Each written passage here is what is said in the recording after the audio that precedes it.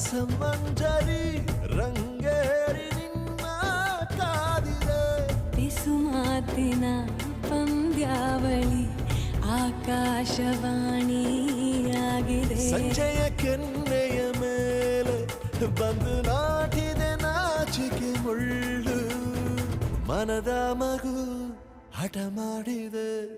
ಮಾಡುವ ಕೊಂಗ